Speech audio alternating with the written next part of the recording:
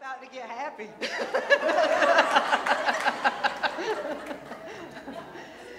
When you really get that God is love, I mean, that's powerful because love is the answer, and our world truly needs a dose of that. Would you give that exclamation? God loves.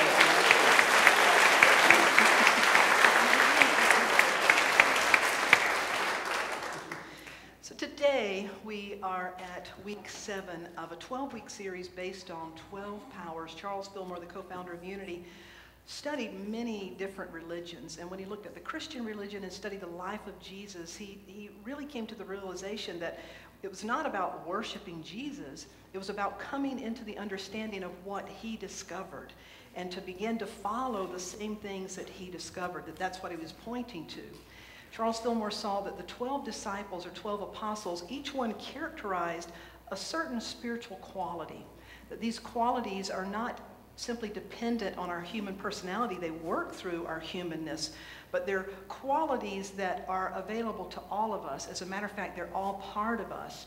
We started the first week talking about faith, and then we talked about strength, and then love, and then wisdom, and then power, and last week imagination. And today we talk about understanding.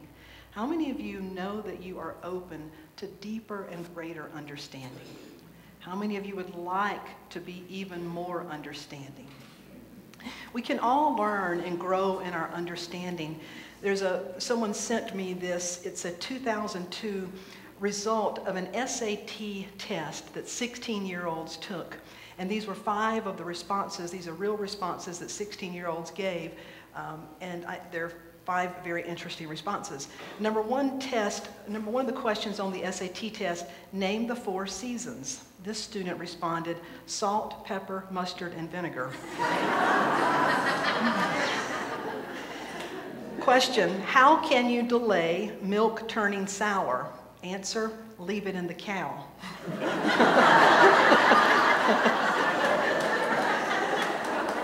Question, what is the meaning of the term Caesarean section? I believe it is a district in Rome. What is the fibula? It's just a small lie. What would you call a terminal illness? It's when you get sick at the airport. And then finally, what does benign mean? Well, you will be 9 after you be 8. Real answers. That's a little scary, but anyway, we're all able to grow in our knowledge and to grow in our understanding, and they're really 2 different things. So when we begin looking at understanding, I always like to begin by going to the definition.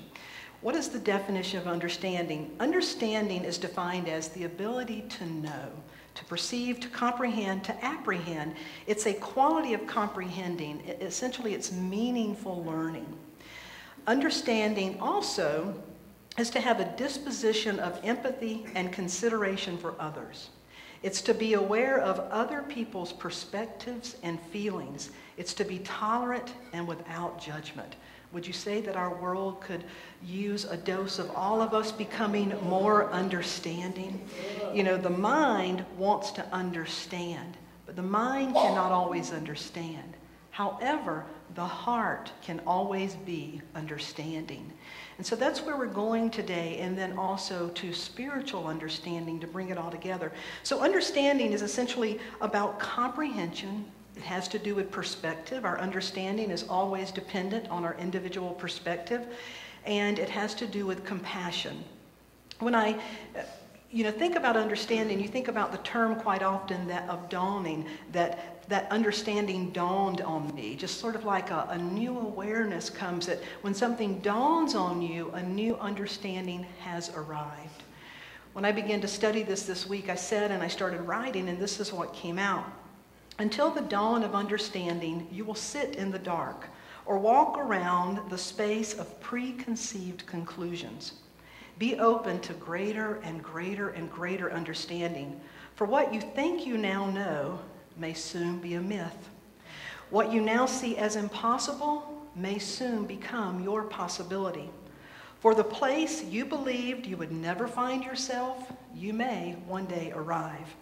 If you think you understand exactly how things better be, should be, ought to be, look out. There could be a cosmic 2x4 just around the corner, ready to shift your perspective into a new dawning of understanding. Anyone met that cosmic 2x4 a time or two? If you declare, I will never ever do that, you may experience the taste of eating your own words. Remain open, understand with soft edges, and let the dawning of understanding open you to greater and greater insight, compassion, truth, and awakenings.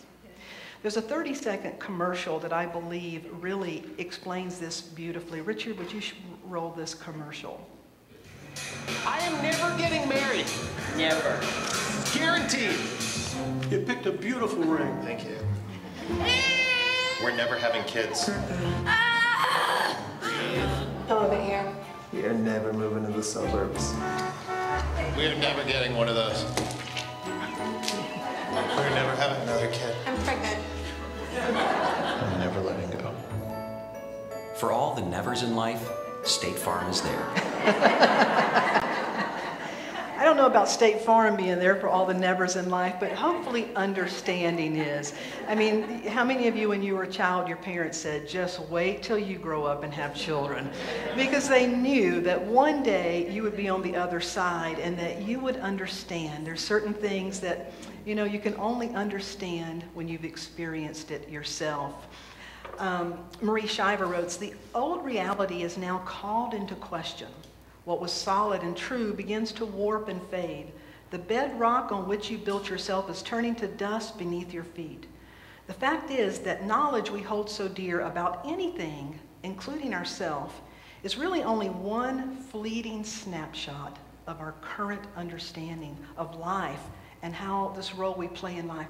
And I love that it's only a fleeting snapshot of our current understanding. And so it begins to allow us to be more graceful, to be more compassionate, to realize that I think I understand. I used to say, be willing to stake your claim for what you believe and always be willing to move your stake. That we are always growing and evolving into different ways of understanding. And so when we look at this idea of understanding, we can approach it through the context of exploring what it means to understand, and then what does it mean to be understanding, and then what is spiritual understanding. So let's talk about what it means to understand. Understanding is, again, something that we conceptualize. We want to wrap our mind around it. We seek to understand. And when you really understand something, you can embrace it, you can make decisions, you can improve on it, you can fix it. For example, you can teach a monkey to ride a bicycle, but a monkey does not understand how the bicycle works. If the chain falls off, the monkey is not going to know what happened. If it gets a flat tire, he won't know what to do. With us, when you really understand a concept, it's as if it's in your bones. Think about music, for example. When I look at Richard, he's so masterful in playing and understands music theory. And so he doesn't really have to think about it anymore. He has it in his bones. He understands it and has practiced it at such a level the music can play him. Think about an athlete or a dancer or a painter. People that understand something so well, they're no longer stuck in the technique or the ABCs of it. They're able to really create with it. And so the purpose of being able to understand something is to be able to put it in context and to be able to use it ourselves, and to express whatever it is that we're seeking to understand. Also, when we think about what it means to understand, it's helpful to realize there's something called unconscious understanding. There's the funny saying about the Sunday school teacher that asked her children, the students in the class, they said, "How many of you believe in God?" Every hand went up. And then she said, "Why do you believe in God?" And only one hand went up. And she said, "Why do you believe in God?" And the little boy said, "Well, I think it runs in my family." That a lot of things that we think we understand, We just have adopted, we've accepted because it's runs in our family, runs in our culture. It runs in our ethnicity. It runs in the way we see things. And so it's helpful to realize that's just the way I understand. But so unconscious understanding can really lead to limiting beliefs if we believe that that's the end all and the be all. There's such a thing as wrong understanding, flat out wrong understanding. An example would be a child who thinks that he or she is to blame for the parent's divorce. How often does that happen? Because you see, the child can't really understand. They can't conceptualize the things an adult can understand. And so the child begins to make sense of it at their level, and they take it on. They understand it as it's their fault. But that's a wrong understanding. And so hopefully the parent is able to work with the child and support the child to make sure they become open to different ideas. Well, so it is with us. I guarantee you, all of us, at some place or another, certainly have some wrong understandings. But it's not to beat ourselves up. It's to begin to hold our understandings a little more loosely, to become more passionate, to become more open to know the truth, to be receptive to change. So there's unconscious understanding, wrong understanding, and then there's what I would call beyond understanding. I will never understand what it's like to live in Turkey. I will never understand what it's like to march in a war. I will never understand how one person may possibly view life because I didn't grow up like you did. So for all of us to realize there's certain things that are just beyond our understanding because we've never walked in those shoes. There's other things like miracles that we may never understand. How does this happen? Why does it happen sometime and why not others? So even when the mind is always wanting to understand, the mind will take you to the place, and if it can't understand, it will make up something. Because the mind wants to be right. The mind wants to be sure. The mind wants to know. And so when we hear, oh my God, something terrible happened, the mind will say, well, they must have deserved it. The mind will make up something, and then you sort of dismiss it and go on. But what if? What if instead of making up those things, we could just honestly say, I don't know. And I think if we could hang out in that place a little more, hang out in our heart and not lock into something in our head that we've just made up, if we could hang out in our heart, we would create space. Space for understanding, space for compassion. It would really begin to hurt some of the things we may need to think about. But in that pain, as the pain moved us, it may inspire us to some sort of new understanding. So when we realize and think about the value of being able to understand, it's really being able to hold that loosely. Don't hold it too tightly, because realize it's just my current understanding. There's a great teaching about a man who wanted to learn, and he went to study with the guru. And the man kept asking questions, and he just wasn't listening. And so one day the guru invited him to sit down and have tea. And he said, hold your teacup. And the man held his teacup, and the guru started pouring tea, and he kept pouring. And the man said, ouch, what are you doing? He said, I'm demonstrating what your mind looks like, that it's too full. It's too full. There's no space in there for you to hold anything else. And so with understanding, it's asking us to create some space, to hold it lightly, to be able to stake our claim for what we believe, but we will be willing to move that stake. Would you give me, this morning, this came to me, and it's sort of a play on words, but I think it's pretty amazing. It says, understand all you can understand, and understand it is all you understand from where you are currently standing. So understand all you can, seek to understand, and realize that's all I understand. And it has to do with where I'm currently standing, my perspective, where I stand right now. It's like the frog at the bottom of the well who thinks the world is only as big as the top of the well. But if he could surface, he would see a great new reality, have a great new understanding. So it is with us. So to understand is to learn to hold that lightly and to ask ourselves, am I drawing a conclusion here? Am I more passionate about coming to a conclusion, Or am I more passionate about building connection? And see, that leads us to the next. So to understand, and then the next level of that is to have understanding, to be understanding. To be understanding is when the mind can't go there, the heart can still be understanding. My parents, I grew up Pentecostal. I'm very blessed my parents are still living. They still are in the Pentecostal church, and there's much about that I love and still visit when I go home. But my parents have rejected much of who I am and what I believe because it's outside of their belief system. But we have an agreement. We agree that we disagree. And love is the bridge that is built big enough. They can believe that. I can believe this. We may not be able to understand, but the heart can still be understanding. I think that's one thing our world is trying to teach us right now, that heaven knows we need to become more compassionate, rather than, if we can't understand someone, well, let's just kill them. If we can't understand what's going on, let's just annihilate them. That that has to stop at some point, and it stops when we can find it within ourselves to be understanding. It truly does begin with us. There's a great story about what it means to really be understanding and the capacity that we all have to change in our understanding. There's a story of a girl in college, and she was just finishing her first year of finals. Now, both of her parents were doctors. They had high expectations. They were very demanding, very concerned about her grades.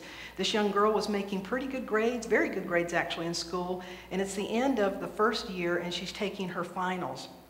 The girl calls home, and the mom says, "Tell me, how did you do on your test?" And she says, "Mom, I need to tell you something, but will you sit down and hear me out?" She said, "Okay." She said, "Seriously, sit down and hear me out." "Okay." She said, "Mom, I'm going to be dropping out of school." "What?" "Mom, you promised. Sit down and hear me out." "I met a man and we're in love." "What?" She goes off again. "Mom, sit down and hear me out." "He is 16 years older than me. He will soon have his divorce, and we're getting married." Now she's totally losing it. "Mom, sit down and hear me out. Everything I told you is a complete lie. I'm not dropping out of school. I'm not getting married. I'm actually doing just fine. But I think I just failed one of my exams."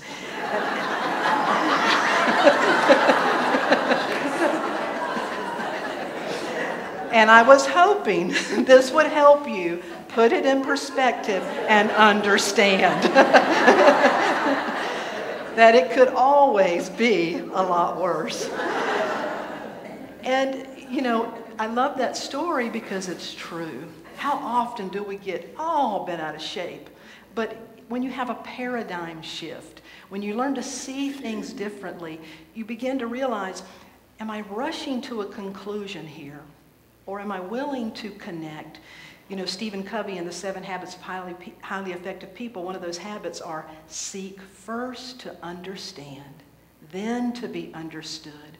So often we're so worried about what we're going to say and getting our point across, getting our views across, getting our defenses in place, that we don't take time to make the connection. It's interesting how, you'll hear many ministers say this, but whatever you're speaking about one week, you get to live it the next week. That's why I will never have a talk topic again called Put It to the Test. I'll tell you about that one sometime. It was a horrible week before. Seriously. But this one, understanding, is quite comical. Thursday night, we had a musical event, and so Thursday afternoon, I went to the Food Lion in Mills River to pick up some refreshments. Park. I come out to my car, and I just stop, because the car beside me is literally all over in the line. There's about that much space between my car and theirs. There is no way I could suck it up enough and get in there. I mean, nobody. I'd have to have a toddler to throw in the crack. It was teeny. And I'm standing there thinking, who in their right mind parks like that? And I bend down, and I see a young girl in there on the just texting, head down. So I take a deep breath, and I just open the back of my car, and I start to unload some things, taking a deep breath, and kind of hoping she'll get a clue. And I start pushing the cart. I decide I'm going to push it all the way to its proper place so I can, again, give some more thought to this. And as I'm looking and, hoping she'll see, no, just totally glued, parked that close. But as I'm pushing my cart, I had this sort of flashback memory.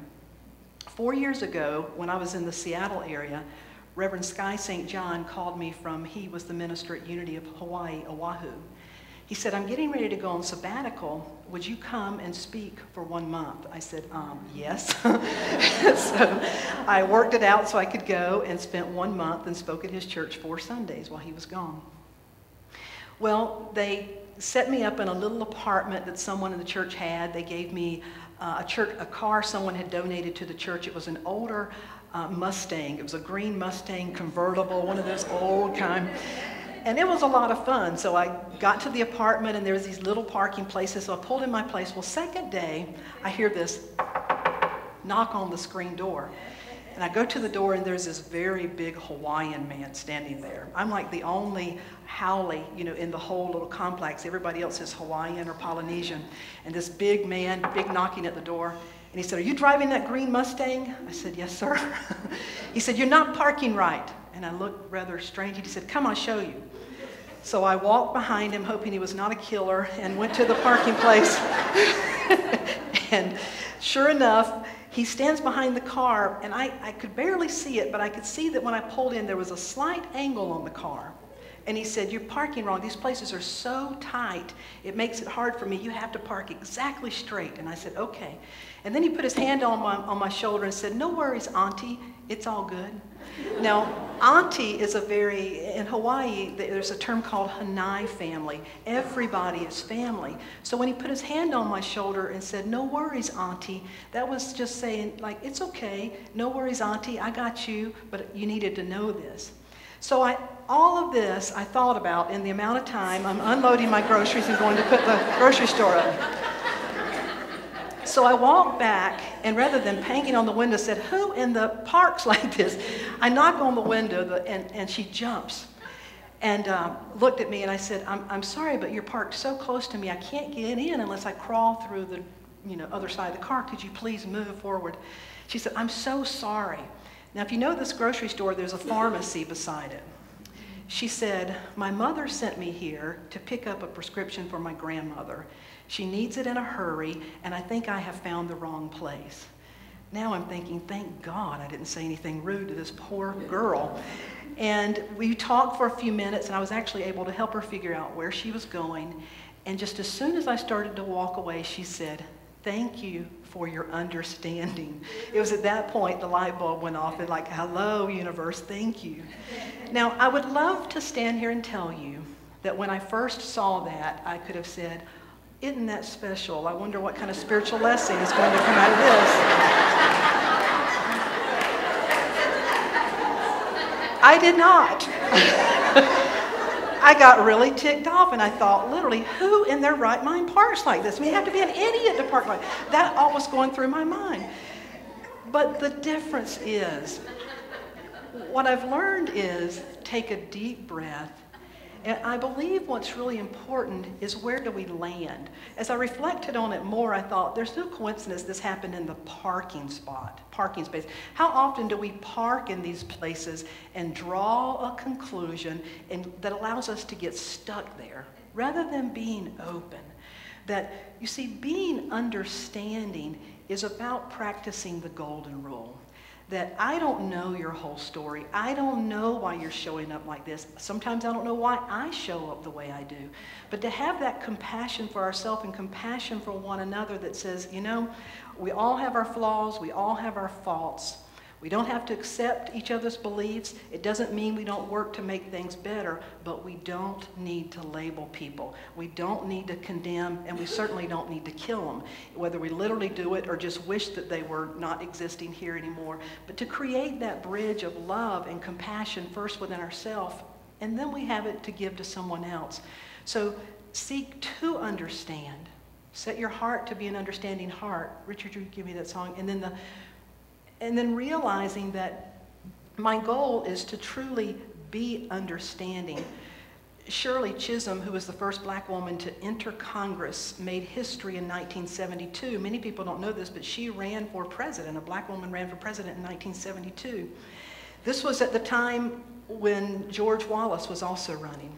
And they were quite rivals. There was a lot of tension there, racial tension and a lot of tension. And you may remember it's when he, as a candidate, was shot.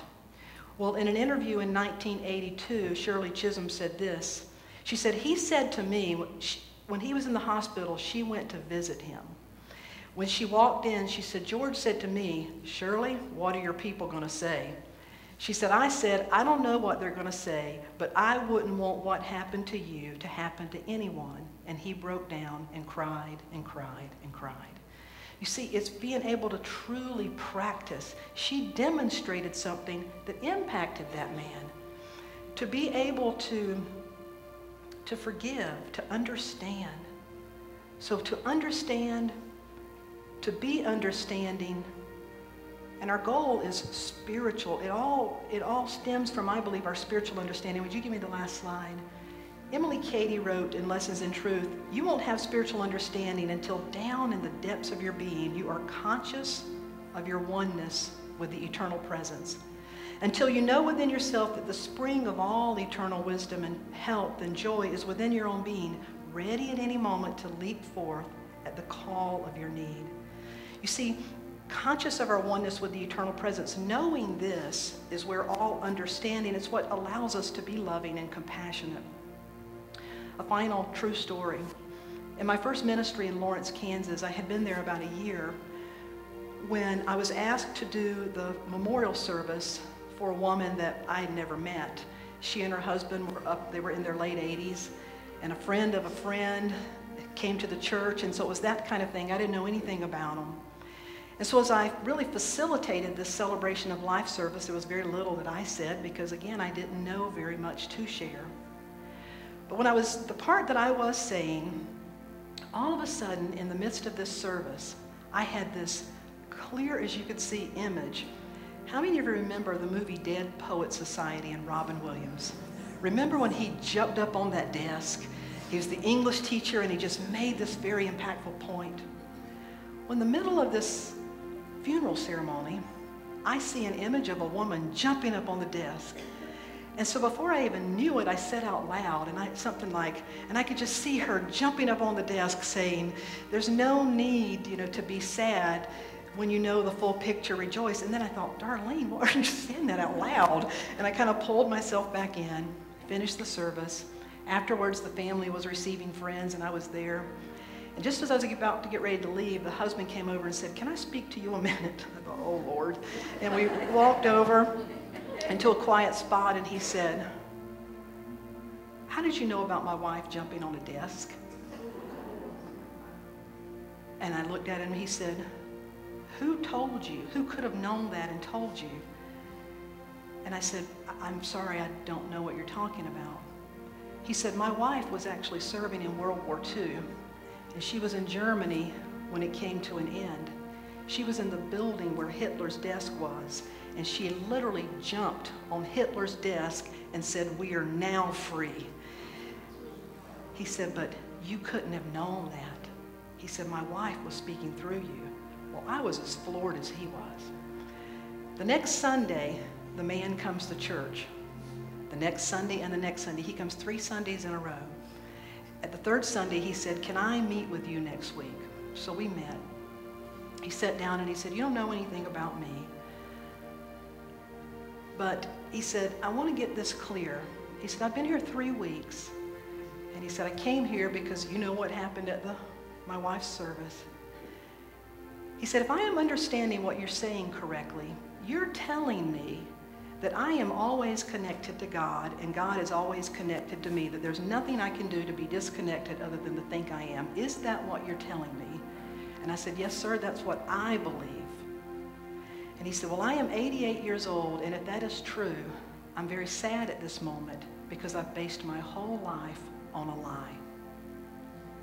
And I just stood there and began to watch the tears. He was fighting back the tears. And then he sort of smiled and he said, I really think my wife does have something to do with this. His wife had been a believer, he told me. And he said, I think she's trying to tell me that I'm not as bad as I think I am. And maybe that means God is not as bad as I think he is. And he finally said, then maybe God really is wherever I am. And I was just humbled and struck. Because what I got in that moment was spiritual understanding. The light, the truth of our being is always seeking to enter into our heart, to enter into our mind. That anytime there's an opportunity for us to be open and listen, there's a greater idea about the truth of an idea about who we are that is always seeking to come in. And so this week, as we begin to embrace the spiritual quality of understanding, I invite you to bring awareness to those places in your life where you're just drawing a conclusion. Or am I seeking to build connection and build compassion? And may I know the truth. May I know the truth about me, and may I know the truth about you. May I know the truth about our world. I'm going to lead you in a song that will take us into a time of meditation where we can really anchor this. And it says, open the eyes of my heart, Lord. And then we'll sing, open the eyes of my heart, love. If you know it, please sing it with us. Open the eyes of my heart, Lord. Open the eyes of my heart. I want to see you. I want to see you. Open the eyes of my heart, Lord.